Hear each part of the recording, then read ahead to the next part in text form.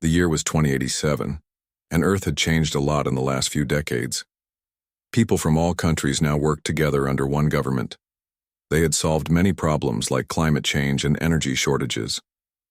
Earth had become what scientists called a Type 1 civilization, which meant humans could use and control all the energy on their planet. Dr. Jane Morris yawned as she looked at her screens in the NASA Deep Space Monitoring Facility. It was 3 a.m., and she had been working late again. The facility was quiet except for the soft hum of machines. Suddenly, one of her sensors started beeping. She sat up straight, fully awake now. "That's strange," she said to herself, adjusting her glasses. The readings showed unusual radiation at the edge of the solar system, past Neptune. It wasn't a natural pattern. Dr. Morris called her assistant. "Ben, I need you to check these readings." Ben Anderson hurried over, his coffee sloshing in his mug. He looked at the screen and his eyes widened. "I've never seen anything like this. Should we call Captain Daniels?" "Yes," Dr. Morris nodded. "This isn't natural. Whatever it is. The Earth Defense Fleet needs to know." Captain Eric Daniels was asleep when his communication device buzzed. He answered quickly, listening as Dr. Morris explained what she had found. His face grew serious. "I'll mobilize reconnaissance vessels immediately," he said. "Keep monitoring and send me updates every 30 minutes. Daniels dressed quickly and headed to the Earth Defense Fleet headquarters. The building was massive, hidden beneath what looked like an ordinary government office in Washington. Underground, however, it spread for miles. Within an hour, small, fast ships were leaving Earth's atmosphere. They were nearly invisible to normal detection methods, using technology that had been developed in secret over the past 40 years. Meanwhile, Frank Peterson, the Secretary General of the United Earth Government, was woken up with the news. He called an emergency meeting with all department heads for 6 a.m. "What exactly are we looking at?" Peterson asked, standing at the head of a large table. The room was filled with military leaders, scientists, and government officials. Dr. Morris displayed the data on a large screen. "Something big has entered our solar system. Multiple objects moving in formation, not asteroids or any natural phenomenon." "How big?" asked Admiral Lisa Wright. "Based on our calculations," Dr. Morris replied, "we're looking at hundreds of vessels. The largest appears to be approximately 3 miles long." The room fell silent. Everyone knew what this meant. "First contact," Peterson said quietly. "We've prepared for this day for decades. Activate Protocol Blue Dawn." Protocol Blue Dawn was the careful plan created for humanity's first contact with alien life. It included diplomatic approaches as well as defensive measures. Senator Olivia Martinez, head of the Diplomatic Corps, spoke up. "We should attempt communication while preparing our defenses." Peterson nodded. "Agreed, but we don't show all our cards yet. Remember, we've kept most of our technological advances secret from space observation. For years, Earth had been broadcasting old television and radio signals into space while hiding their true progress. Any watching aliens would think humans were decades behind their actual level of technology.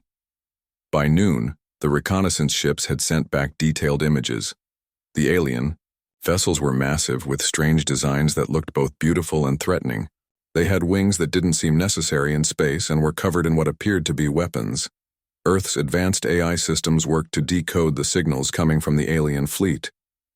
Finally, a message was translated.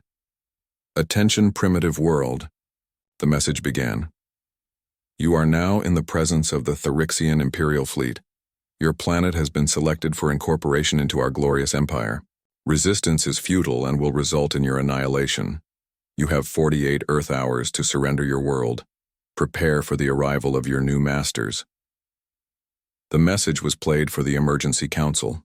Some members looked frightened, but others, like General William Carter, remained calm. "They think we're helpless," Carter said. "That works in our favor." Peterson turned to Senator Martinez. "Prepare a response. Be humble. Ask for more time.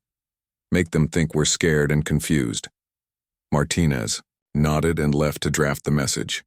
Meanwhile, Peterson continued, turning to General Carter. Activate Protocol Thunderbolt, but quietly. Protocol Thunderbolt was Earth's hidden planetary defense grid. For 30 years, humans had been placing weapons platforms in orbit on the Moon and throughout the solar system. They were disguised as satellites, space junk, or hidden on asteroids and moons. Together, they formed the most powerful defense system ever created. Dr. Morris continued analyzing the alien fleet.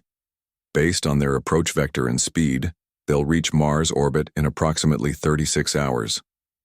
Captain Daniels studied the tactical displays showing the alien formation. They're making mistakes, he noted. Their formation has gaps, they're not scanning properly for threats, they're overconfident. That's good for us, General Carter replied. They have no idea what they're flying into. Across Earth, military personnel were quietly being called to their posts. Underwater bases activated, releasing stealth submarines that could function in space. Hidden mountain facilities opened, revealing advanced fighter craft. All over the planet, humans prepared for war while appearing peaceful from space. What about the civilians? Asked Dr. Morris. Should we tell them? Peterson considered this. Not yet. We don't want panic. If our defenses work as planned, most people won't even know we were in danger until after it's over. In orbit around Earth, satellites secretly transformed, revealing weapon systems. On the Moon, hidden bases powered up, with crews manning. Defense stations built into craters and underground.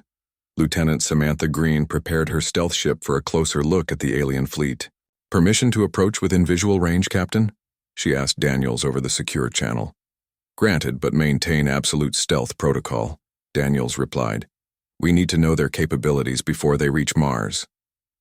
As Lieutenant Green's ship slipped away from Earth, Dr. Morris made another discovery. Sir, I've analyzed their communication patterns. Their technology is advanced, but I think it's not as sophisticated as ours in certain areas. Their quantum communications seem primitive compared to our network. General Carter smiled for the first time that day. So they can't detect our quantum transmissions. Excellent. We can coordinate globally without them knowing. In his office, Secretary General Peterson practiced his speech to the world. He would tell humanity about the aliens only when necessary. For now, Earth's defenders would work in secret, preparing a surprise for the Therixian Empire. The alien fleet continued its approach, unaware that they were not facing a primitive civilization, but a united planet with technology beyond their understanding. They expected an easy conquest. They would find something very different. The Therixian fleet moved slowly through the solar system. Their massive ships passed Neptune, then Uranus, heading straight for Earth. On the command ship, Admiral Zortak stood tall, his scaled skin reflecting the light from nearby screens. He looked at an image of Earth on his main display and smiled. Such a blue little world, he said to his officers, and full of resources we need. The humans will make good servants in our minds. His second-in-command, Sub-Commander Vell, nodded. Our scouts report they have basic space travel and primitive weapons. They still use fossil fuels on much of their planet. Admiral Zortak laughed. They haven't even reached their moon in 20 years.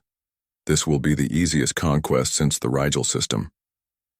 What the Therixians didn't know was that their information was very old. They had collected data from Earth broadcasts from the early 2000s. They had no idea how much humans had advanced since then.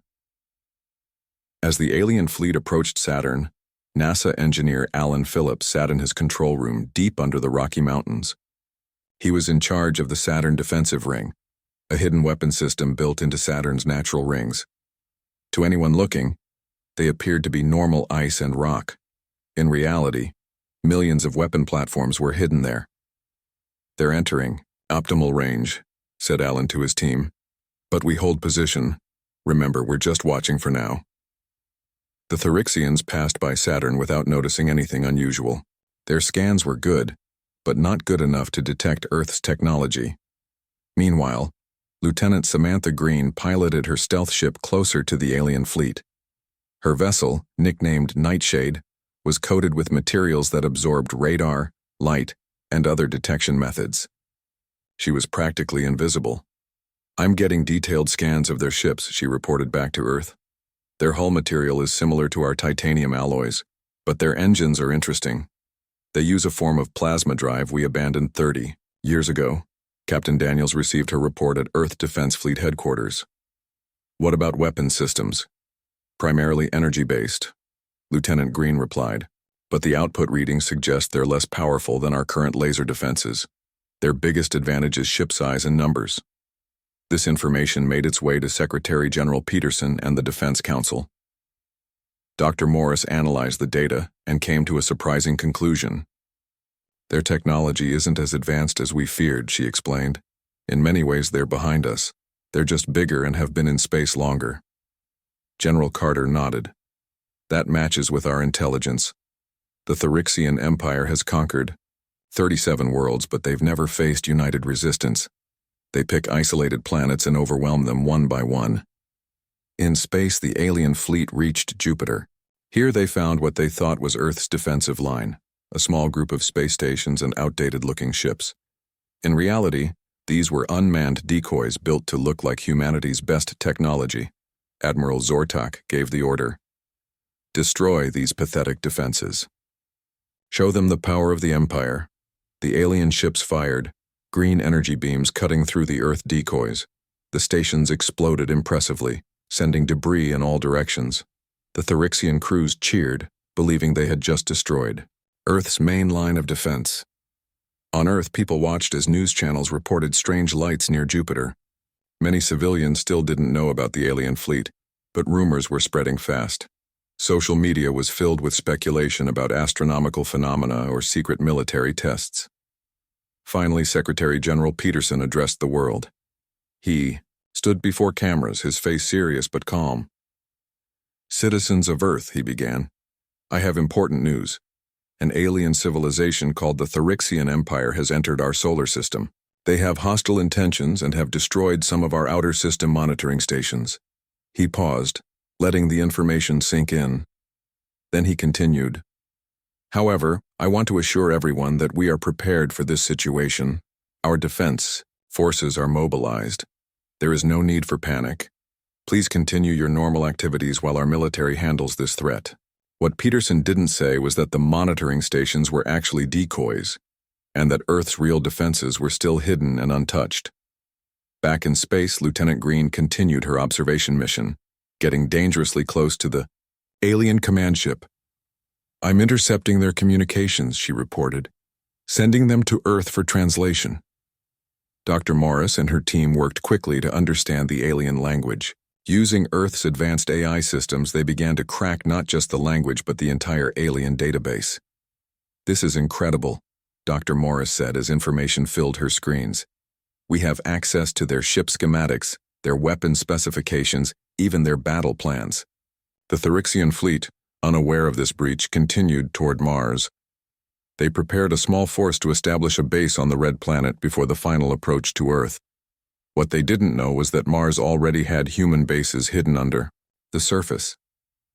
These bases had been there for decades, with small communities of scientists and soldiers living in underground compounds. Colonel Peter Ryan commanded the Mars Defense Force. He received orders from Earth. Remain hidden. Let them land. Observe but do not engage unless discovered. Ryan acknowledged the orders and prepared his people. They watched through hidden cameras as Therixian ships landed on the surface of Mars. The aliens began setting up equipment, completely unaware that humans were watching from just a few miles away. On Earth, the military council reviewed all the information they had gathered. Their technology is less advanced than ours in key areas, Captain Daniels explained. Their computer systems are vulnerable to our cyber weapons. Their shields cannot stop our quantum tunneling technology. And most importantly, they have no idea what we're capable of. Secretary General Peterson looked around the table. The question is, when do we show them? General Carter replied, let them get closer. Let them think they're winning. When they reach lunar orbit, that's when we spring the trap. Peterson nodded in agreement. Earth would wait, gathering more intelligence and letting the overconfident Therixians come closer to their doom. In deep space, Admiral Zortak looked at the image of Earth growing larger on his screen. Soon, he said to himself, soon that world will belong to the Empire. He had no idea he was leading his fleet into the most sophisticated defense system ever created by humans. The Therixian fleet left Mars behind and moved toward Earth.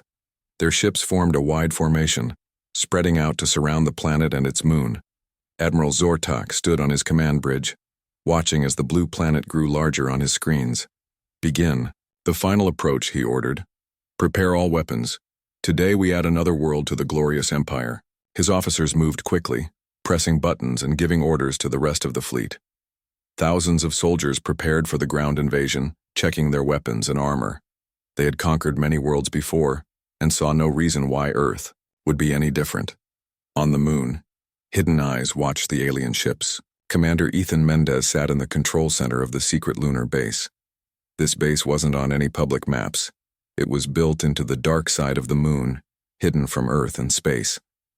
Around him, hundreds of technicians monitored screens and readied weapon systems. "They're moving into position," Mendez reported to Earth. "Lunar Defense Network is at full power and ready." The moon looked empty and lifeless to the aliens. They had no idea that inside its craters and beneath its surface, a massive military installation was waiting. The lunar base had been built over 40 years, with tunnels running for miles underground. It housed the most powerful weapons humans had ever made. Back on Earth, General Carter and Admiral Lisa Wright gathered in the command center. Around them, military personnel worked at computers, tracking the alien fleet's every move. "They're splitting their forces," Admiral Wright noted. "Half moving to lunar orbit, half taking position around Earth." General Carter nodded. "Just as we expected. Time for Phase 1. He pressed a button on his console. "This is General Carter. All units commence Phase 1 of Earth's defense. Show them just enough to keep them interested." Across Earth, a small fraction of the defense grid activated. Missile silos opened in remote areas. Fighter jets took off from hidden bases, and in orbit, some of Earth's military satellites revealed themselves, dropping their disguises. Admiral Zortok noticed the sudden activity. "The humans are responding," he said with a laugh. "Look at their primitive defenses." The Earth forces that revealed themselves were purposely older models. They looked impressive to civilians but were far from humanity's best technology. The plan was to make the Therixians think they were seeing everything Earth had to offer. The aliens launched their first attack, targeting Earth satellites. Green energy beams shot out from their ships, destroying some of the revealed satellites. Others fired back with lasers that caused minimal damage to the alien shields. "Their weapons are pathetic," Sub-Commander Vell reported. "Our shields are holding at 98% strength." Admiral Zortok smiled. "Begin the attack on their major cities. Target their power plants and military bases first." Alien ships moved into Earth's atmosphere, heading toward major cities. They expected to meet little resistance. They were wrong. In Washington, D.C., Dr. Kevin Russo sat in a special room deep underground. Around him were powerful computers humming quietly. Dr. Russo was an AI specialist, and today his life's work would be tested. "Gaia," he said clearly. "Activate City Shield Protocol." A pleasant female voice responded. "City Shield Protocol activated, deploying quantum shields over all major population centers." Gaia was Earth's quantum AI defense system. Unlike normal computers, it used quantum processing that was millions of times faster. It could control thousands of systems simultaneously. As the alien ships approached the first cities, shimmering domes of energy suddenly appeared above them. The domes were nearly invisible until something hit them. When the aliens fired their weapons, the shields lit up with beautiful patterns of light, absorbing the energy completely. In his command ship, Admiral Zortok stood up in shock. "What is this? Their technology can't be this advanced." The aliens increased their attack, firing more powerful weapons at the shields. Nothing worked. The energy was simply absorbed. "Launch ground forces," Zortok ordered. "We'll break through on the ground." Thousands of transport ships headed for North America, carrying alien soldiers ready for invasion. As they approached the ground, human defenders waited. They had special weapons that could control gravity itself. Major Paul Johnson commanded the ground forces in the Rocky Mountains. He watched as alien transports filled the sky. All units prepare gravity weapons, he ordered. Let's show them how we fight on. Earth. When the alien ships were close enough, the humans activated their gravity weapons. Suddenly, the ships grew incredibly heavy, as if the gravity had increased tenfold just for them. Unable to stay in the air, hundreds of transport ships crashed into empty fields and forests, carefully directed away from cities and towns. On the moon, Commander Mendez received the order he had been waiting for. "Lunar Railgun Network, you are clear to engage," came General Carter's voice over the secure channel. "About time," Mendez replied with a smile. "Lunar Railgun Network activating now." Deep craters on the moon's surface suddenly opened, revealing massive railguns. These weapons used electromagnetic forces to fire projectiles at incredible speeds. They didn't need explosives. At such high speeds, even small objects hit with enormous force. The railguns targeted the Therixian support fleet in lunar orbit. The first shots fired silently in the vacuum of space. The projectiles, made of dense metals, crossed the distance in seconds. They tore through the alien ships like paper, their shields useless against such physical impacts.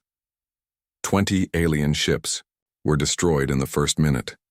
The Therixians had never seen such weapons before and had no defense against them. In Earth orbit, Admiral Wright commanded the space battle. "Release the orbital platforms," she ordered. All around Earth, what looked like normal satellites transformed. Solar panels folded away, revealing laser weapons and missile launchers. These platforms had been in orbit for years, disguised as communication and weather satellites. They opened fire on the alien fleet, targeting engines and weapon systems. The advanced targeting systems rarely missed. More alien ships began to fall, either destroyed or disabled. Admiral Zortok watched in horror as his fleet came under attack from all sides. "This is impossible," he shouted. "Their technology was supposed to be primitive." Sub-Commander Vell looked at the data streaming. "Yes, Admiral, we've been deceived. Their technology is far more advanced than our intelligence suggested. These are not the same humans our scouts observed." For the first time, fear showed on Admiral Zortok's face. He realized too late that he had led his fleet into a trap. The humans had hidden their true capabilities, letting the Therixians believe they were attacking a helpless world. Instead, they had attacked a unified planet with technology that matched or exceeded their own. "Pull back the fleet," Zortok ordered. "Regroup at Mars orbit. We need to rethink our strategy." But even as he gave the order, more of his ships were falling to Earth's defenses. The mighty Therixian Imperial fleet, which had conquered 37 worlds, was facing defeat for the first time. On Earth, Secretary General Peterson watched the battle from the command center. "They're retreating," he noted. General Carter nodded. "But they won't get far. Now it's time to show them our real fleet." The remaining Therixian ships struggled to retreat. Their engines flared bright as they tried to escape Earth's defenses. Admiral Zortok watched in disbelief as more of his fleet was destroyed. The humans were not letting them go easily. "We've lost 40% of our ships," Sub-Commander Vell reported, his voice shaking. "Our communications with the rest of the Empire are being blocked." Admiral Zortok slammed his fist on the control panel. "How could our intelligence be so wrong? These humans have technology we've never seen before." What the Therixians didn't know was that Earth was just getting started. In oceans around the planet, the water began to churn. Giant doors opened on the ocean floor, hidden from view for decades. From these underwater bases, Earth's true fleet began to rise. Captain Julia Rodriguez stood on the bridge of the EDF Poseidon, the largest ship in Earth's Pacific Fleet. The massive vessel rose from the depths, water streaming off its sleek hull. Around it, dozens of similar ships emerged. "All ships reporting ready, Captain," her second-in-command said. "Good," Captain Rodriguez replied. "Begin pursuit of the alien fleet. Remember, we want to capture as many of their ships intact as possible." The Earth fleet was nothing like the decoys the aliens had destroyed earlier.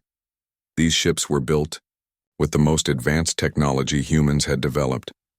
They used anti-gravity systems to move effortlessly through water, air, and space. Their hulls were made of materials that could repair themselves when damaged. As the Earth ships rose into the sky, people in coastal cities came out to watch. They cheered as the massive vessels passed overhead, heading to space to defend their world. In orbit, Admiral Wright coordinated the attack. Pacific Fleet has launched. Atlantic Fleet will be in position in 5 minutes. All ships, prepare quantum tunneling systems. Quantum tunneling was one of humanity's greatest technological achievements.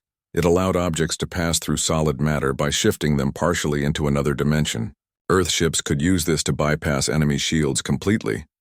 The retreating Therixian fleet had almost reached Mars when Earth's ships caught up to them. Admiral Zortak saw the new threat on his screens. Where did these ships come from? He demanded. Scan them. Admiral, a frightened officer replied. Their power readings are off our scales. These are not the same class as the ships we engaged earlier. Before the Therixians could react, the Earth fleet opened fire. But they didn't. Use normal weapons. Lieutenant Greg Harrison, weapons specialist on the EDF Poseidon, activated a special system. Nanite swarms deployed, he reported to Captain Rodriguez. Millions of tiny robots, each smaller than a grain of sand, shot out from the Earth ships. They moved like clouds toward the alien vessels. When they reached the Therixian ships, they passed through the shields as if they weren't there. The nanites attached to the hulls and began to spread across them. Inside the alien ships, systems began to fail. Weapons went offline. Engines stopped working. The nanites were shutting down everything without causing physical damage. On Earth, Dr. Morris and her team continued their cyber attack on the Therixian communication network. They had already prevented the aliens from calling for help. Now they went further, taking control of the aliens' internal communications. We have control of their communication systems, Dr. Morris told Secretary General Peterson. We can broadcast any message we want to their fleet. Peterson nodded. Send this message to all their ships. Your fleet is defeated, your weapons are disabled. Surrender now, and you will be treated according to interstellar humanitarian laws. The message played, on every screen and speaker on every Therixian ship. The alien crews looked at each other in confusion and fear. Many had never faced defeat before. Admiral Zortak watched helplessly as his ship's systems shut down one by one. The mighty Imperial flagship was now drifting in space, powerless. This cannot be happening, he said, his voice barely a whisper. The Empire cannot lose to such a young species. While most of the Earth fleet surrounded the disabled alien ships, special forces prepared for boarding operations. Major Nathan Chen led the team assigned to capture the Therixian flagship. All units prepare for boarding, he told his soldiers. Remember, we want prisoners and intel, not casualties. Major Chen's soldiers wore advanced spacesuits with built-in weapons and shields. They launched from their ship and crossed the space between the vessels in seconds. Using quantum tunneling technology, they passed right through the hull of the alien flagship without cutting or damaging it. The Therixian soldiers inside were surprised to see humans suddenly appear among them. Some tried to fight, but their weapons had been disabled by the nanites. The human soldiers used non-lethal weapons that stunned without killing. Bridge secured, Major Chen reported after a short struggle. Admiral Zortak is in custody. The Therixian admiral stood with his hands bound, watching as humans took control of his ship. He had never imagined such a defeat was possible. Back on Earth, Secretary General Peterson addressed the United Nations. Today, humanity faced its first contact with a hostile alien civilization, he said to representatives from all countries. The Therixian Empire came to conquer us, believing we were helpless. They underestimated our unity, our technology, and our resolve. Screens showed images of the defeated alien fleet, now surrounded by Earth ships. The Therixian crews were being taken into custody, treated firmly but humanely. We have captured their ships mostly intact, Peterson continued. Their technology will be studied. Their databases have already revealed the location of the Therixian Empire and the worlds they have conquered. Admiral Wright came on screen next, reporting from space. The enemy fleet has been completely neutralized, she said. We have 87 alien ships captured with minimal damage. We suffered only light damage to 3 of our vessels and no loss of life. It was a complete victory. In less than a day, Earth had defeated what had been considered one of the most powerful fleets in the galaxy. As night fell across the planet, people celebrated in the streets. The fear of alien invasion had turned into pride in humanity's achievement. Earth had not only defended itself, but had done so with such overwhelming force that the aliens never had a chance. On the captured flagship, Admiral Zortok sat in a holding cell, still trying to understand what had happened. A human officer brought him food and water. "How?" Zortok asked. "How did you defeat us so easily?" The officer looked at him for a moment before answering. "We've been preparing for this day for generations. While you thought we were still using fossil fuels and fighting among ourselves, we were actually unified and advancing beyond anything you could imagine." The officer left, leaving Zortok to consider the greatest mistake of his career, underestimating humanity. 1 week after the defeat of the Therixian fleet, Earth was still celebrating its victory. News channels showed images of the captured alien ships now in orbit around the planet. Scientists from every country were working together to study the alien technology. Admiral Zortok remained in custody, along with thousands of Therixian soldiers and officers. They were being held in special facilities where they could live comfortably but securely. Earth leaders had decided to treat their prisoners with respect, showing that humans were not the savages the Therixians had believed them to be. In Washington, D.C., Secretary General Peterson met with the Earth Defense Council. The room was filled with military leaders, scientists, and government officials. Dr. Morris presented her findings from the alien databases. "We've mapped the entire Therixian Empire," she explained, showing a star map on the large screen. They control 37 worlds across 3 star systems. Most of these planets had peaceful civilizations before the Therixians conquered them. General Carter studied the map. "Do they have more fleets like the one we defeated?" "They have. 2 more," Dr. Morris replied. "But we now have their communication codes. We can listen to their transmissions and they don't know it yet." "What are they saying?" asked Admiral Wright. "They're confused," Dr. Morris said. "They haven't heard from Admiral Zortok's fleet. They've sent messages, but thanks to our jamming, nothing has reached them. They think the fleet might still be traveling to Earth." Secretary Peterson nodded. "So we have time to decide our next move." He looked around the table. "The question is, what do we do now?" It was a big question. Earth had the power to strike back at the Therixian Empire. They could potentially free the conquered worlds. But many people didn't want to start a bigger war. Dr. Eleanor Bishop, head of the Science Council, spoke up. "I believe we should contact the other worlds that have been conquered by the Empire, offer them our help to gain freedom, but we shouldn't become conquerors ourselves." Peterson agreed. "We didn't ask for this fight, but now we have a responsibility. The Therixians would have enslaved our world without mercy. We can't let them continue doing that to others." The Council voted unanimously. Earth would reach out to the conquered worlds and offer alliance against the Therixian Empire. Using the quantum communication technology they had developed, humans sent messages to all the worlds under Therixian control. The messages were simple. "We are humans from Earth. We have defeated a Therixian fleet. We offer friendship and help if you wish to be free." While waiting for responses, Earth prepared for possible retaliation. More ships were built. The defense grid was expanded. But most importantly, Dr. Bishop worked on a special project called the Helios Protocol. "It's not a weapon of destruction," she explained to Peterson. "It's a way to disable ships without harming the people inside. It uses the energy from our sun to create a field that shuts down any technology within it." Peterson approved the project. Earth would defend itself, but it would try to avoid unnecessary bloodshed. 3 days later, something unexpected happened. The Therixian Empire, growing concerned about their missing fleet, sent another group of ships toward Earth. They didn't know they were heading into a trap. Captain Daniels was the first to detect the new fleet. "They're coming faster than the IG first group," he reported. "They must have their best ships this time." Secretary Peterson called an emergency meeting. Dr. Bishop, is the Helios protocol ready? Yes, she answered. We can activate it as soon as they're within range. Peterson looked at the military leaders.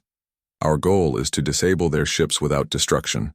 We want to show the galaxy that humans fight only when necessary, and we prefer mercy to violence when possible.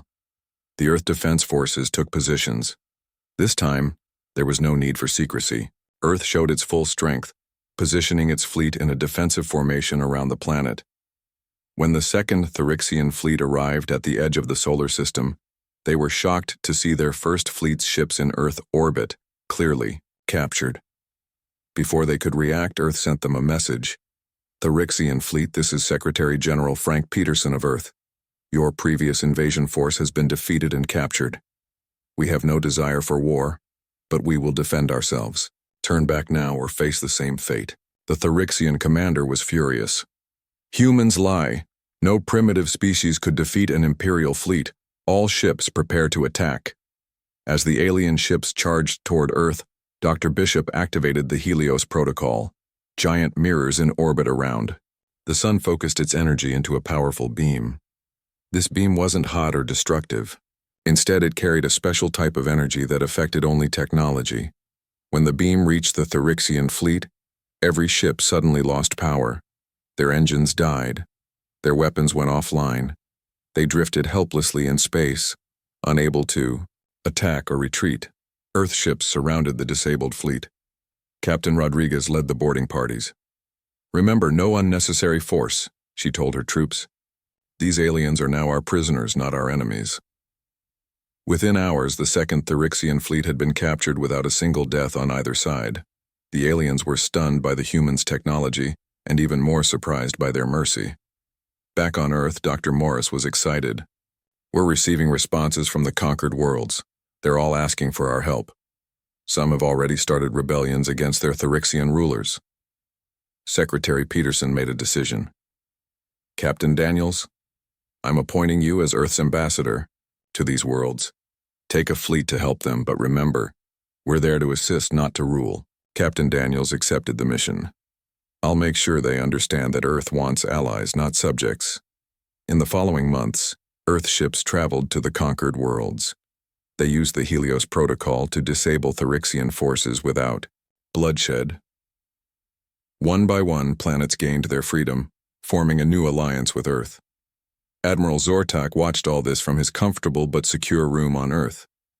He was allowed to see news reports and understand what was happening. A human guard brought him meals and sometimes talked with him. Your empire is falling, the guard told him one day. But not the way you think. We're not destroying it. We're just helping others be free from it. Zortak couldn't understand this approach. If you have the power to conquer, why don't you use it? Why show mercy? The guard smiled. Because that's what makes us human. 1 year after the failed invasion of Earth, the galaxy was very different. The Therixian Empire had collapsed, replaced by the Galactic Defense Coalition, an alliance of free worlds including Earth. These planets shared technology and culture, learning from each other while maintaining their independence. And on Earth, humans looked to the stars not with fear, but with hope for a peaceful future among new friends. They had proven themselves not just powerful, but wise in how they used their power. The species that almost became slaves had instead become teachers of freedom.